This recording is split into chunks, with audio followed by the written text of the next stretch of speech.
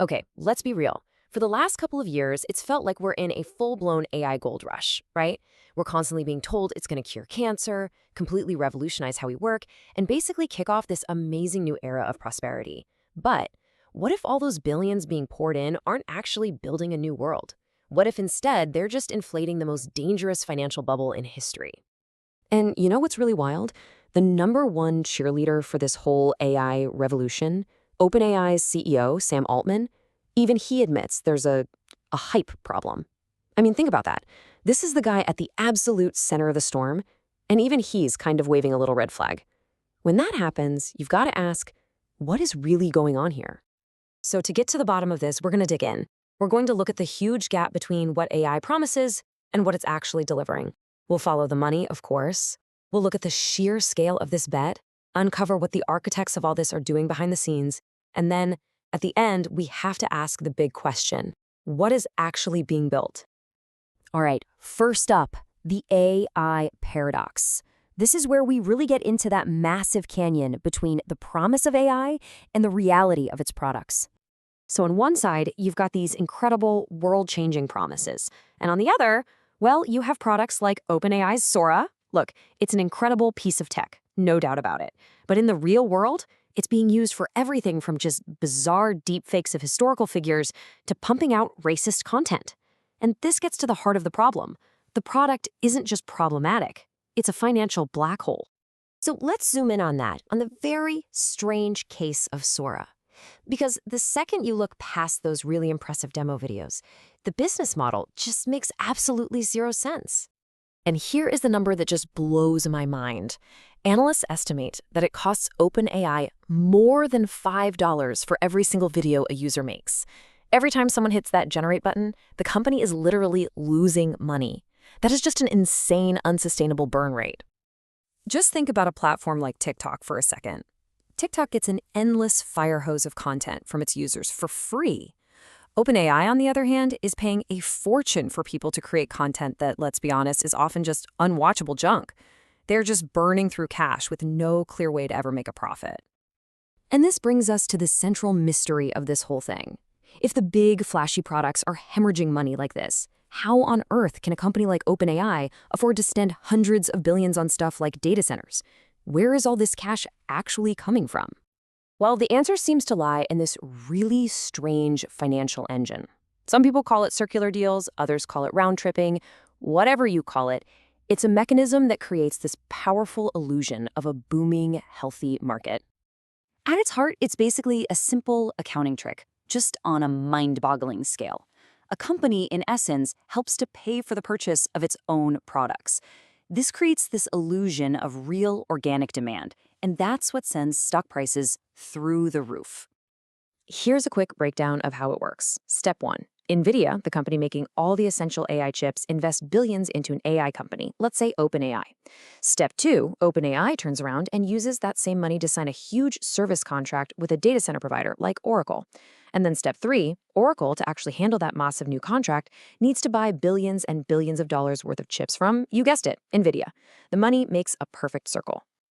You know, the simplest way to think about it is this. It's like I give you a $100 bill, then you immediately give that exact same bill back to me, and then we both go around telling everybody we each made $100.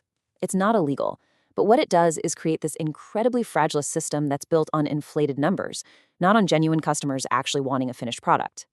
So once you understand that little financial engine, you start seeing the warning signs of a bubble absolutely everywhere. Let's zoom out and just take in the terrifying scale of this entire gamble. So in 2025 alone, OpenAI is on the hook for an estimated $1.3 trillion. Just let that sink in for a second. This is a company that's projected to lose $8.5 billion this year, yet they are writing checks that are bigger than the budgets of most countries on Earth. And to put that number into perspective, check this out. This chart shows that a single private company is committed to spending more than the entire 2024 U.S. defense budget. It just shows you the sheer, unbelievable audacity of the spending that's going on. So, with all this money being thrown around, is that promised productivity revolution actually happening? Not really. A major report from MIT found that a staggering 95% of corporate generative AI pilot programs have failed to turn a profit. The real-world value, it just isn't there yet. And that brings us to the truly scary part, the scale of it all.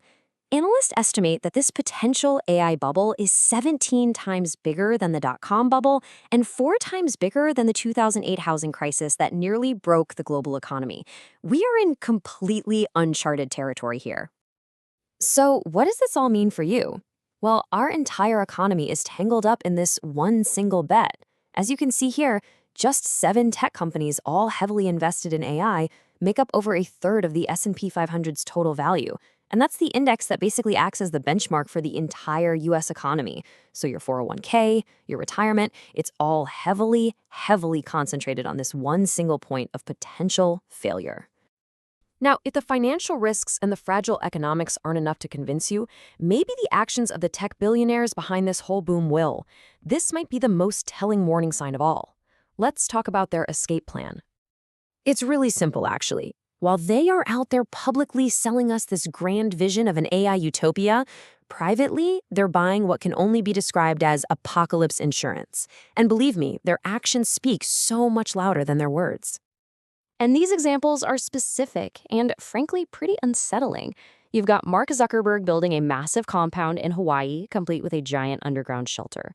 Sam Altman himself reportedly has a deal with investor Peter Thiel to be flown to his bunker in New Zealand if things go south. And then there's the co-founder of LinkedIn, Reid Hoffman, who says that about half the tech billionaires he knows have some kind of secret hideaway all prepared. The author Douglas Rushkoff, who's actually talked to some of these billionaires, puts it this way. They see a collapse as inevitable. And their solution isn't to try and fix the system they created. It's to build an escape hatch for themselves, to shield themselves from the consequences of their own creations. So, when you cut through all the sci-fi promises and you just look at the evidence, the products that don't make sense, the circular money, the staggering financial risks, and the billionaires who are literally building bunkers, you are left with one really, really important question. Maybe we've just been asking the wrong question this whole time. Instead of asking when will superhuman AI get here, maybe the better question, the one that really matters right now, is what are they actually building? Because from where I'm standing, it looks a whole lot less like a technological revolution and a whole lot more like the most elaborate and dangerous financial gamble in human history.